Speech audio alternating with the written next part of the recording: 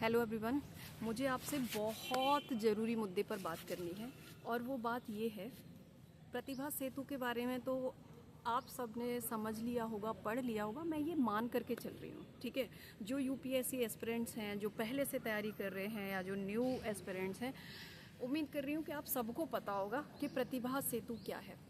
Basically UPSC ने platform launch किया है और ये जो प्लेटफॉर्म है ये उन एस्पिरेंट्स के लिए है जिन्होंने इंटरव्यू दिए हैं लेकिन फाइनली उनका सिलेक्शन नहीं हो पाया है। ठीक है, सो यहाँ पर क्या होगा कि पीएसयूज, मिनिस्ट्रीज अकॉर्डिंगली यानी कि क्वालिफिकेशन के अकॉर्डिंग, उनके स्किल के अकॉर्डिंग उनको यहाँ एक्सेस करेंगे और उनको जॉब दी जाएगी।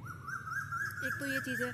सो बहुत बहुत बधाई हो। देखो पीछे कोयल बोल रही है और आप सभी को ये आवाज़ आएगी, बहुत सुंदर आवाज़ आ रही है कोयल की, राइट।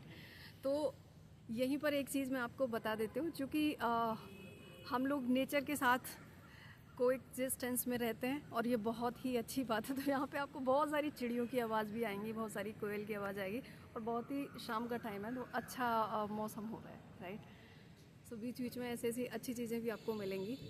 इसी के साथ मैं बात कर रही थी प्रतिभा सेतु के बारे में। देखो, एक तो ये बात है कि चलो सबसे पहले तो मैं बहुत बहुत बधाई दे रही हूँ उन एस्पिरेंट्स को जो इस क्राइटेरिया में आ रहे हैं, फुलफ़िल कर रहे हैं कि चलो कम से कम कुछ एस्पिरेंट्स को तो जॉब मिलेंगी, कुछ लोग तो इस परेशानी से बचेंगे। बट मेरा एक छोटा सा कंसर्न है यहाँ पर कि कितना फेयरली यहाँ पे रिक्रूट किया जाएगा। जब हम किसी गवर्नमेंट जॉब को देखते हैं, इवन हम जब यूपीएससी को देखते हैं, अभी आप सोचो क्या चल रहा है पिछले 1-2 साल से, लोग ट्रेनिंग कर करके आ जाते हैं। मतलब जो ट्रेनिंग ऑफिसर्स हैं उनके बाद में गड़बड़ी निकल रही है, किसी के कास्ट सर्टिफिकेट में, किसी के मेडिकल सर्टिफिकेट में। जब हम ना डेफ भरते हैं, पूरी इन्फॉर्मेशन देते हैं, डॉक्यूमेंट वेरिफिकेशन होता है, फिर ये प्रॉब्लम कहाँ जाती है, ये कहाँ पर रैक कर जाते हैं कि पता ही नहीं चलता है किसने गलत सर्टिफिकेट लगा दिया, किसका किस तरीके से सिलेक्शन हो गया, है ना। इसमें बहुत सारे बच्चों का लॉस होता है। ठीक है, ये तो रही एक बात। तो मेरा कंसर्न यहाँ पे ये है प्रतिभा सेतु को लेकर के कि ये कितना फेयरली रिक्रूट किया जाएगा। क्या यहाँ पर भी चाचा विधायक हैं टाइप की जुगाड़ चलेंगी कि आराम से हो जाएगा, सिफारिश के बिना हो जाएगा? एक तो ये मुझे कमेंट सेक्शन में ज़रूर बताइएगा। दूसरा मेरा कंसर्न ये है कि चलो प्रतिभा सेतु आ गया है उन एस्पिरेंट्स के लिए जिन्होंने मेंस लिखे हैं, इंटरव्यू दिए हैं, बट उनका क्या होगा? जिन्होंने प्रीलिम्स क्वालिफाई किए हैं, 4-4 बार मेंस लिखा है, वो एस्पिरेंट्स क्या करेंगे? उनके बारे में कौन सोचेगा? उनकी सपोर्ट में कौन आकर के खड़ा होगा? अब यहाँ पर एक स्टेटमेंट आ सकता है, लोग बोल सकते हैं कि भाई अगर 4 बार मेंस आपने लिख दिया है, आपका नहीं हो रहा है, तो एक बेसिक सी समझ है कि आप हट जाओ उस चीज़ से। तो मैं आपको ग्राउंड रियलिटी बता रही हूँ क्योंकि मैं खुद इस जाल में रही हूँ। ठीक है, ग्राउंड रियलिटी ये है कि जब हमारा मेंस हम लिख रहे होते हैं ना 4-4 बार, तो वहाँ से निकलना आसान नहीं होता है। हमको हर बार लगता है कि इस बार नहीं हुआ, कोई बात नहीं, अगले बार हो जाएगा, अगले बार हो जाएगा। ऐसे ही करते करते हम एक सर्टेन एज पे पहुँच जाते हैं। हम बहुत सारी चीज़ों के लिए ओवर एज हो जाते हैं। जो जनरल में बच्चा आ रहा है उसका 32 ईयर हो जा रहा है क्योंकि उसको लगता है लास्ट अटेम्प्ट तक मैं तो कर दूंगा अगर मेरा मेंस लिख रहा हूँ तो। जो एससी में आ रहा है वो अपने लास्ट अटेम्प्ट तक लगा हुआ है। बाकी जीवन के एस्पेक्ट जो होते हैं वो बिल्कुल साइड हो जाता है, सोसाइटी में साइड हो जाता है, रिश्तेदारों में साइड हो जाता है, फाइनेंशियली तो जीरो हो ही जाता है। बेसिकली कहने का मतलब ये, और मुझसे बहुत सारे एस्पिरेंट्स कनेक्ट कर पाएंगे, किताबों के अलावा, बुक्स के अलावा हमारे पास कुछ भी नहीं बचता है। और जब आप डिसक्वालीफाई हो, तो मैं फेलियर शब्द यूज़ नहीं करूँगी क्योंकि फेलियर अपने आप में बड़ा नेगेटिव टर्म है, मैं डिसक्वालीफाई बोलूँगी यहाँ पे। तो जो डिसक्वालीफाई होने के बाद में पता है क्या होता है? आपसे कोई बात भी नहीं करता है, आपको कोई सपोर्ट भी नहीं करता है। सपोर्ट किसको करते हैं? जिसका रिजल्ट आ जाता है पॉजिटिव, सब उसके आगे पीछे हो रहे होते हैं। उन बच्चों से कौन बात करेगा? वो भी अपनी पूरी एनर्जी, पैसा, पूरा टाइम, जीवन का इतना इम्पोर्टेंट टाइम होता है जब लोग एंजॉय कर रहे होते हैं। हम कमरे में बैठ के सिर्फ पढ़ाई कर रहे होते हैं, सुबह लाइब्रेरी जा रहे हो, शाम को आ रहे हो, सिर्फ आप 2-2 मिनट बात कर रहे होते हो घर में, है ना। क्योंकि हम सब कुछ दाव पे लगा के यूपीएससी में लगे होते हैं, राइट। तो मैं यहाँ पर एक मेरा ये भी कंसर्न है। सो आप मुझे बताइएगा उन स्टूडेंट्स के साथ कौन खड़ा होगा? आप में से कौन इस बात पर सहमत है? मुझे कमेंट सेक्शन में ज़रूर बताइएगा। और इसी के साथ मेरा एक छोटा सा कंसर्न है, सजेशन मैं बोलूँगी, सजेशन है आप लोगों के लिए, जो मेरा पर्सनल अनुभव रहा है। देखो, बी प्लान ज़रूर रखो।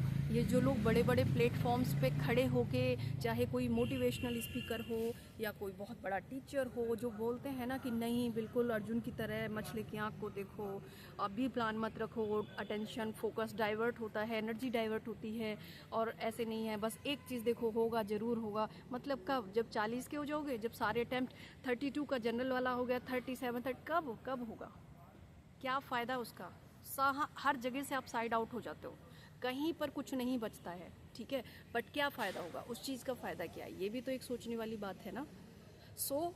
मेरा ये सजेशन है आपसे, अपने लिए बी प्लान ज़रूर रखें आप लोग, ठीक है। फाइनेंशियली इंडिपेंडेंट होना बहुत ज़्यादा ज़रूरी है, और जब आप फाइनेंशियली इंडिपेंडेंट होते हैं तो आपके पास इमोशनल मेंटल सिक्योरिटी भी होती है, आपके पास सोशल सिक्योरिटी भी होती है। ऑलराइट, एक और स्ट्रगल आता है यहीं पर। कई बार होता है ना कि चलो कोई नहीं, प्राइवेट जॉब तो बाद में करनी है, लास्ट टाइम तक देख लेते हैं, दे लेते हैं, सब कुछ नहीं देख रहे होते हैं घर, तो बस लगे हैं पढ़ने में लगे।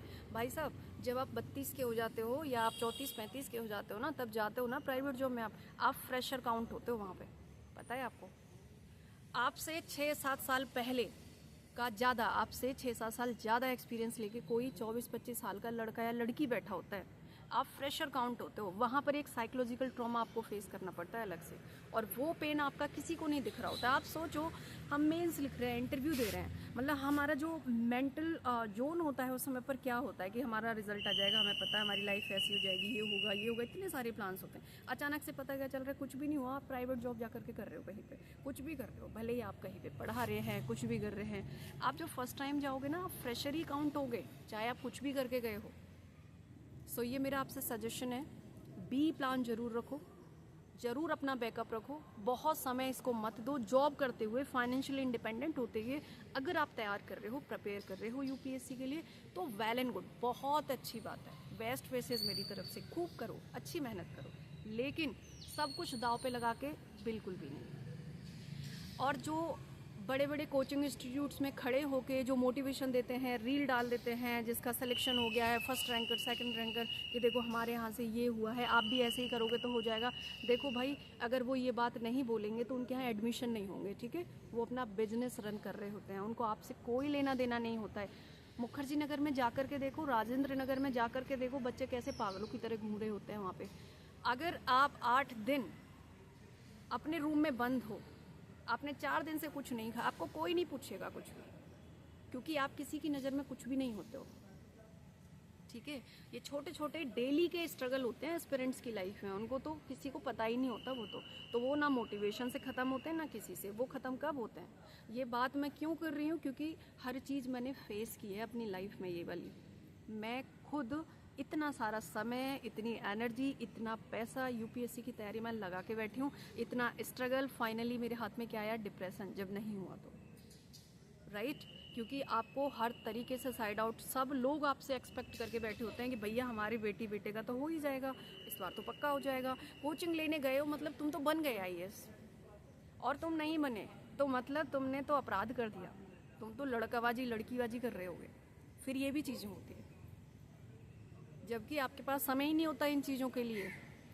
ऑलराइट, बहुत सारी जो तकलीफ़ें झेलनी पड़ती हैं ना, मेंटल लेवल पर, साइकोलॉजिकल लेवल पर, जो रिलेशनशिप्स में जो लोग बोलते हैं आप ये नहीं कर पाए तो ये नहीं, बहुत सारी चीज़ें होती हैं। कुछ फैमिलीज़ होती हैं बहुत सपोर्टिव होती हैं, लेकिन बहुत सारे लोगों को बहुत परेशानी फेस करनी पड़ती है।